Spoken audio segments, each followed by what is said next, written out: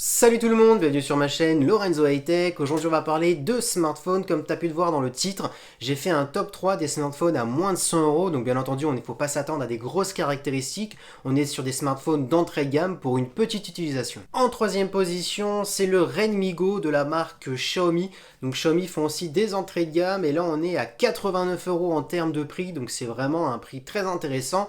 Par contre, il faut bien savoir que les caractéristiques ne sont pas énormes. Donc commençons par ce smartphone. On est sur un écran de 5 pouces, donc c'est un petit format, c'est intéressant pour les gens qui cherchent des petits smartphones. On est sur un écran bien entendu LCD, pas d'AMOLED, c'est normal. On est sur une résolution de 720p, donc de l'HD, pas de Full HD. C'est restreint, mais bon, on est sur d'entrée de gamme. En termes de performance, on a un processeur Snapdragon 425, qui est un petit processeur, mais qui fait quand même son affaire pour des recherches sur Internet, des appels, des mini-jeux, vraiment j'insiste sur des mini-jeux. On est sur 1 Go de RAM, donc c'est très peu comme vous pouvez le voir, mais ça reste correct pour une petite utilisation. Et on est sur du 8 Go de stockage, mais par contre, vous pouvez quand même rajouter une carte micro SD pour étendre la mémoire. Parlons maintenant de qualité de photo, bien entendu, entre parenthèses, petite qualité, parce qu'on est sur l'entrée de gamme. On n'a qu'un seul capteur photo, donc pas de mode portrait avec un double capteur. On est sur un seul capteur de 8 millions de pixels, donc qui reste correct pour de l'entrée de gamme. On a un capteur frontal pour des petits selfies de 5 millions de pixels, donc intéressant pour des petites photos. Et en termes d'autonomie, par contre, c'est intéressant. On est quand même sur une batterie de 3000 mAh, donc c'est pas mal pour tenir une très grosse journée. Donc voilà pour les caractéristiques du Redmi Go. En deuxième position, c'est le Nokia 2.2. Donc voilà, pourquoi il est en deuxième position? Tout simplement, les caractéristiques sont plus élevées par rapport au Redmi Go. Donc commençons par la taille du smartphone. On est sur du 5,7 pouces, donc intéressant si vous aimez les grands écrans.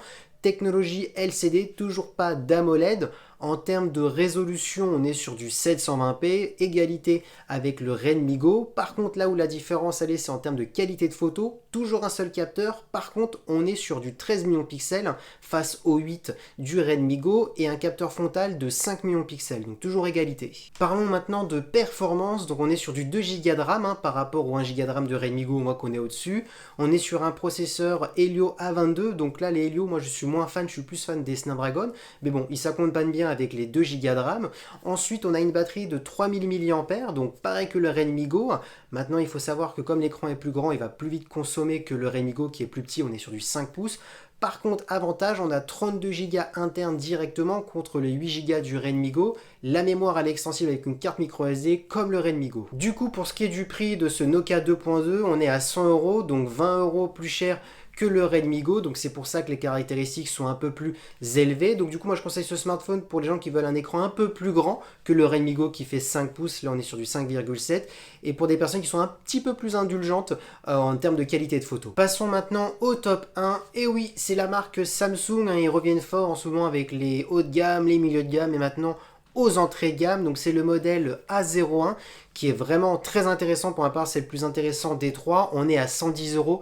Oui, là on dépasse le budget de 10 €, mais c'est vraiment intéressant pour simplement 10 €. Vous allez voir pourquoi. Du coup, pour ce Samsung A01, on est sur un écran de 5,7 pouces, donc la même taille que le Nokia 2.2. En termes de résolution, on est sur de la HD, donc du 720p. En termes de technologie d'écran, on est sur de l'LCD, pas d'AMOLED. Par contre, là où il y a un gros changement par rapport aux autres smartphones, c'est le seul à avoir un double capteur photo, donc notamment pour le profondeur de champ, pour faire des photos de mode portrait. On est sur un capteur principal de 13 millions de pixels et un deuxième capteur de 2 millions de pixels. Même si son deuxième capteur, c'est simplement 2 millions de pixels, c'est amplement suffisant pour faire les profondeurs de champ, donc le mode portrait. Les performances de smartphones qui sont plus élevées que les deux autres smartphones ne s'arrêtent pas simplement à la qualité de photo, mais bien entendu aussi en termes de performance, on serait sur du 4 Go de RAM, donc bien au-dessus des 1 Go de RAM du Redmi Go et des 2 Go de RAM du Nokia 2.2. Le processeur, je ne l'ai pas encore, parce que ce smartphone n'est pas encore sorti, mais à mon avis, il va s'accompagner des 4 Go de RAM qui sera largement plus élevé par rapport aux deux autres smartphones. En termes de stockage, on sera sur du 32 Go directement en interne, donc égalité avec le Nokia 2.2. Par contre, là, on pourra étendre la mémoire avec une carte micro SD jusqu'à 512 Go, donc c'est énorme, c'est plus que le Nokia 2.2 que je vous ai pas dit, on s'arrête à 212, donc mais c'est quand même déjà pas mal. En termes d'autonomie, on est sur du 3000 mAh comme le Nokia 2.2. Du coup, vous l'avez compris, alors les différences c'est processeur, RAM, double capteur photo. par rapport aux 3 smartphones du Samsung, donc c'est pour ça que je l'ai mis en première position. Ensuite, deuxième position, le Nokia 2.2 pour la taille de son écran et le processeur, la RAM qui est plus élevé que le Redmi Go qui est en troisième position.